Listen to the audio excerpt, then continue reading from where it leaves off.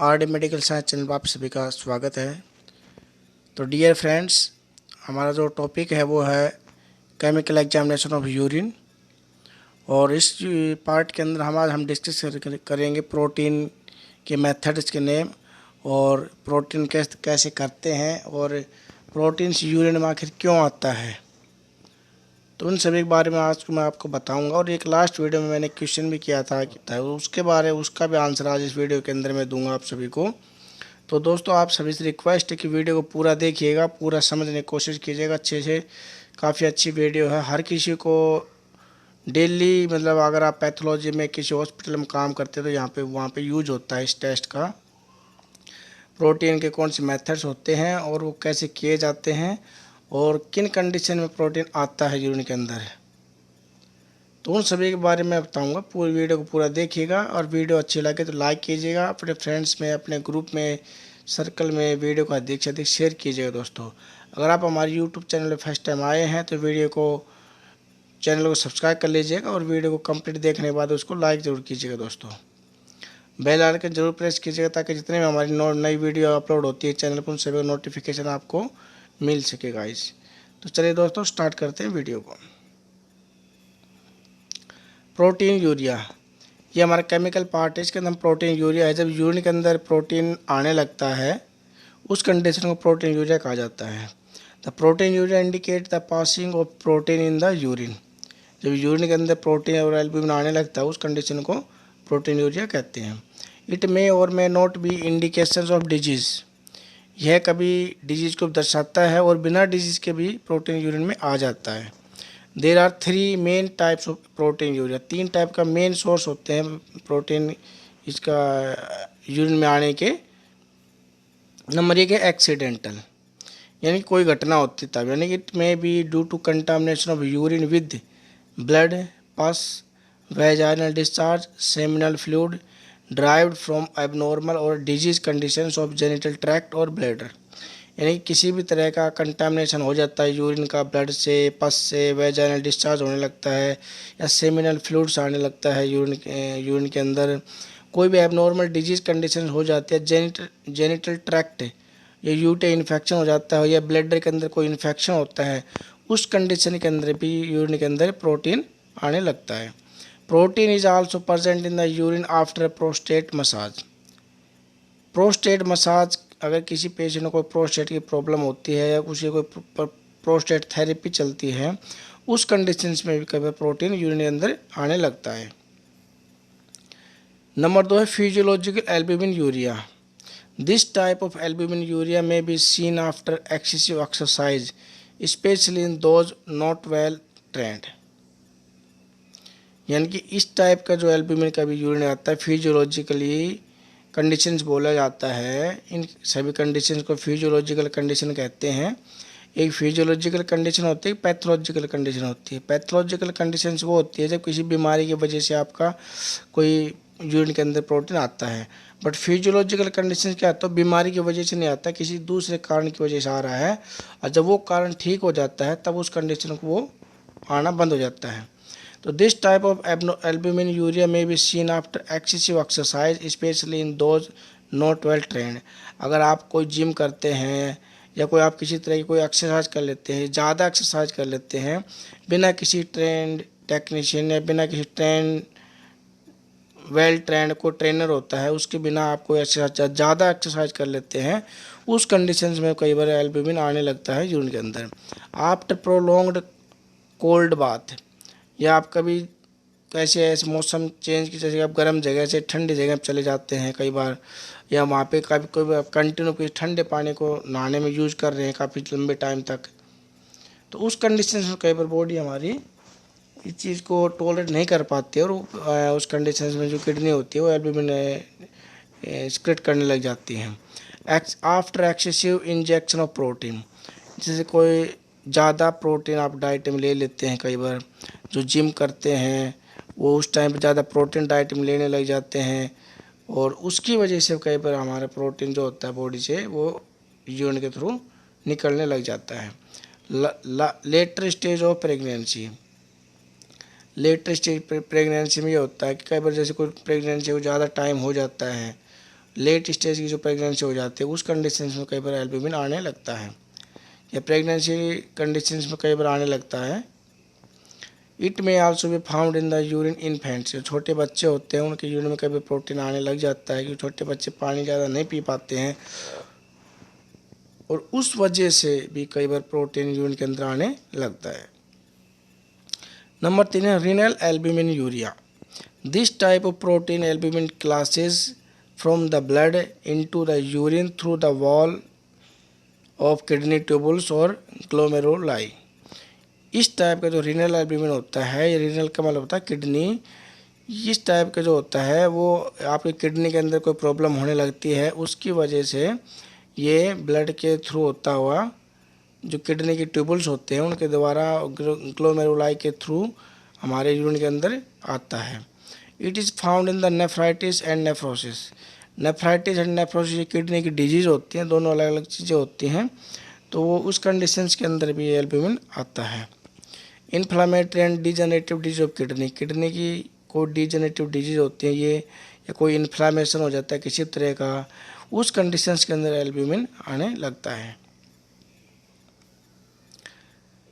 Irritation of produce by poisoning by chemical such as mercury या arsenic, कोई किसी तरह का पॉइजनिंग अगर हम खा लेते हैं, जैसे मरकरी है, आर्सेनिक है, कोई भी केमिकल इस तरह का चला जाता है किडनी के अंदर, तो उस टाइम पे भी जो प्रोटीन होता है वो यूरिन के अंदर आने लगता है। और इरिटेशन ऑफ किडनी टॉक्सिक और फाइब्रिल कंडीशंस के अंदर भी एल्ब्यूमिन आने लगता है। कार्डियोवास्कुलर डिजीज़, कोई हार्ट की प्रॉब्लम होती है, कार्डियोवास्कुलर डिजीज़ होती है ये, उस कंडीशंस के अंदर भी प्रोटीन यूरिन के अंदर आने लगता है। मेथड्स, अब बात करते हैं मेथड्स की। इसके 2 मेथड्स होते हैं, ये इम्पोर्टेंट और स्पेशल मेथड होते हैं दोनों। इनके अलावा और भी कई मेथड्स होते हैं जो अक्सर एग्जाम वगैरह में आते हैं, क्योंकि ज़्यादा का जो हम लोग बात करते हैं इन 2 मेथड के बारे में आपको नॉर्मली बुक के अंदर मिलते हैं, बट इनके अलावा कुछ ऐसे मेथड्स होते हैं जो एग्ज़ाम के अंदर आते हैं, उनका भी मैं डिस्कस करूँगा नेक्स्ट वीडियो के अंदर, उसको भी आप ज़रूर देखिएगा। तो ये हमारे 2 मेथड हैं, इनके हमारे नॉर्मल मेथड होते हैं जो हर किसी लैब के अंदर यूज़ किए जाते हैं। Heat and acetic acid test for protein. अब मैंने एक क्वेश्चन किया था कि भाई हीट मेथड कौन सी प्रोटीन मेथड कहा जाता है, तो हीट जो हमारा ग्लेशियल एसिटिक एसिड प्रोटीन जो रिजेंट जो यूज करते हैं, इसके अंदर हम उसको गर्म करते हैं दोनों चीज़ों को मिक्स करने के बाद में, तो इस मेथड को हीट मेथड कहते हैं। और एक होता है कोल्ड मेथड। कोल्ड मेथड जो बोला जाता है वो बोला जाता है सल्फोसैलिसाइलिक एसिड को, कि इसके अंदर हम हीट नहीं करते हैं, नॉर्मल यूरिन को ही लिया जाता है।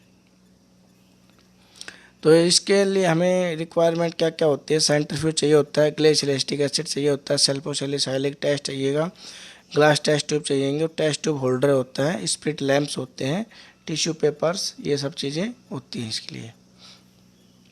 तो सबसे पहले हम बात करते हैं हीट मेथड की, यानी ग्लेशियल एसिटिक एसिड मेथड कहा जाता है इसको। अब प्रोसीजर है ये हमारा, इसके अंदर आप क्या करते हैं 5 से 10 ml of filtered urine in test tube. 5 से 10 ml जो हम यूरिन लेते हैं इस ट्यूब के अंदर, वो या तो फिल्टर होना चाहिए या क्लियर होना चाहिए। Boiled the upper half inch of the column of the urine over flame. आप इसको 1/4 भी हिस्सा ले सकते हैं ट्यूब के अंदर, ठीक है, या आप इसको हाफ इंच ऊपर छोड़ सके, बाकी फुल ट्यूब को भर लीजिए, और उसको हाफ ऊपर वाला जो पोर्शन होता है हाफ इंच का, उसी को आप इसको गर्म करेंगे ओवर फ्लेम के, ठीक है, जो स्प्लिट लैंप होता है उसके द्वारा। इफ़ टर्बिडिटी डेवलप, अगर टर्बिडिटी आती है तो add 1 to 2 drop of 33% glacial acetic acid. 33% जो ग्लेशियल एसिटिक एसिड है उसके हम 2 से 3 ड्रॉप उसके अंदर ऐड करेंगे। दोस्तों मैं यहाँ पे आपको 33% बता रहा हूँ, कुछ लैब्स होते हैं वहाँ पे कुछ कम भी परसेंट यूज किए जाते हैं, बट जो मैं 33% बता रहा हूँ NABL के अकॉर्डिंग बता रहा हूँ, तो बाकी कुछ चेंजिंग होती हैं उनमें कुछ फ़र्क पड़ता नहीं है। रिजेंट ज़्यादा यूज कर लेते हैं अगर कम परसेंटेज होती है, तो अगर ज़्यादा अगर एसिटिक एसिड है तो उसमें कम यूज करते हैं।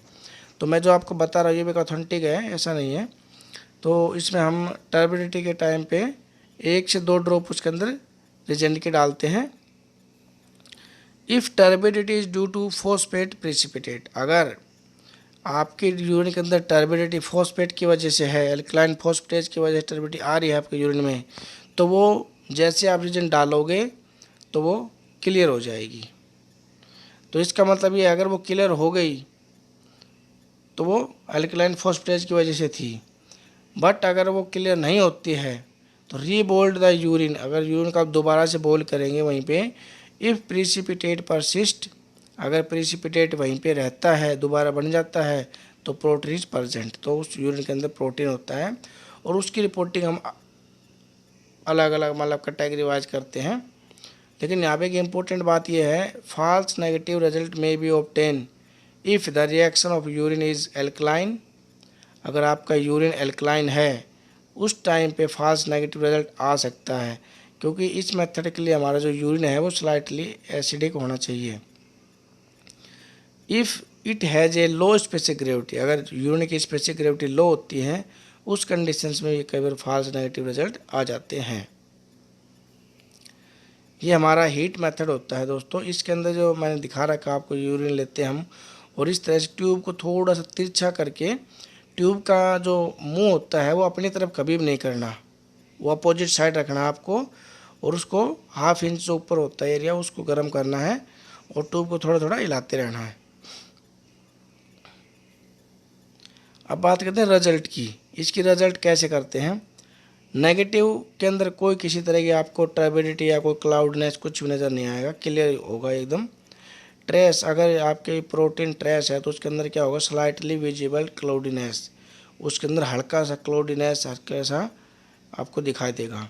1+ प्रोटीन के अंदर क्या होगा, क्लाउड विदाउट ग्रेनुलर फ्लोकुलेशन, आपको हल्का सा क्लाउडीनेस दिखाई देगा उसके अंदर, बट विदाउट ग्रेनुलन, कोई किसी तरह का दानेदार या कुछ दिखाई नहीं देगा फ्लोकुलेशन आपको उसके अंदर।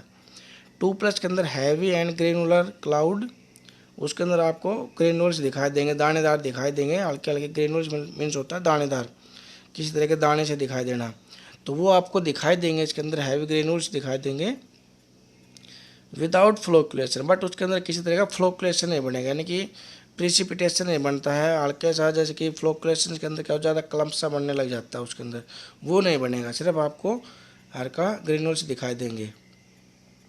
और 3+ अगर प्रोटीन होगा तो उसके अंदर आपका फ्लोकुलेशन बन जाएगा, वो प्रिसिपिटेट की तरह क्लॉट सा बन जाएगा, जैसे कोगुलेशन हो जाता है उसकी तरह से, पर ज़्यादा नहीं बनेगा। बट अगर 4+ प्रोटीन होगा यूरिन के अंदर तो बिल्कुल थिक हो जाएगा, जैसे कि हम हिंदी के अंदर बिल्कुल जाने तो जैसे दही होती है ना, उसकी तरह बिल्कुल वो, जैसे आप उसके अंदर ऊपर से रिजेंट डालते हैं एसिटिक एसिड, पूरा उसकी तरह वो कोगुलेशन बन जाता है उसके अंदर, पूरा प्रिसिपिटेट बन के पूरा कोगुलेशन की तरह जम जाता है। दूसरा मेथड है दोस्तों हमारा सल्फोसैलिसाइलिक एसिड मेथड होता है। ये बहुत ही सिंपल मेथड होता है और ज़्यादातर लैब के अंदर इसी मेथड को यूज़ किया जाता है। तो इसका भी दोस्तों अलग अलग रिजेंट्स यूज़ किए जाते हैं अलग अलग लेबोरेटरी के अंदर, कहीं पे 3% यूज करते हैं, कहीं पे 5%, कहीं पे 20%, कहीं पे 25%। तो मैंने जहाँ तक लैबों के अंदर देखा है 20%, 25% यूज़ किया जाता है इसको। तो प्रोसीजर क्या है इसका, take 5 ml clear urine in test tube, 5 ml urine लेते हैं। अगर आपका यूरिन टर्बिड है तो आप उसको सेंट्रीफ्यूज कर लीजिए पहले, अगर यूरिन क्लियर ही है तो आप उसको डायरेक्ट ले सकते हैं 5 ml को। और 5 ml के अंदर हम ऐड करेंगे 0.5 ml, यानी 500 microlitre 20% sulphosalicylic on top of the specimen में ड्रॉप बाय ड्रॉप करके डालेंगे उसमें। Let stand for 3 to 5 minute. वैसे तो आप देखेंगे तो उसको तुरंत उसके अंदर दिखाई पड़ जाता है रिजल्ट जो होता है वो, बट उसको हम थोड़ा वेट कर सकते हैं। कई बार जैसे कि ट्रेस होता है तो वो थोड़े टाइम बाद में उसके अंदर हमें दिखाई देने लगता है, इसलिए थोड़ा वेट ज़रूर करना चाहिए इसका। तो 3 to 5 मिनट आप वेट कर सकते हैं और उसके बाद हम उसको ऑब्जर्व करते हैं टर्बिडिटी को। तो अब रिजल्ट क्या होता है इसके अंदर, नेगेटिव के अंदर कोई किसी तरह की टर्बिडिटी नज़र नहीं आएगी आपको।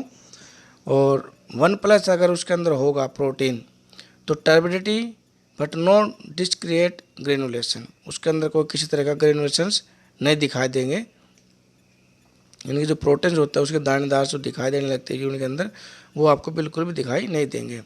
2+ अगर प्रोटीन होगा उसके अंदर टर्बिडिटी आ जाएगी, ग्रेनुलेशंस आ जाएंगे, बट कोई फ्लोकुलेशंस नहीं आएगा।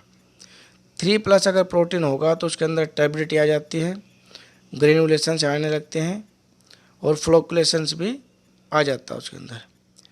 और 4+ जो प्रोटीन्स होता है यूरिन के अंदर, उसके अंदर क्लम्प्स बन जाता है पूरी तरह का प्रेसिपिटेट का, और एक सॉलिड प्रेसिपिटेट बन जाता है, कोगुलेशन की तरह जम जाता है बिल्कुल, जैसे आप उसके अंदर सल्फोसैलिसाइलिक एजेंट ऐड करेंगे तभी से।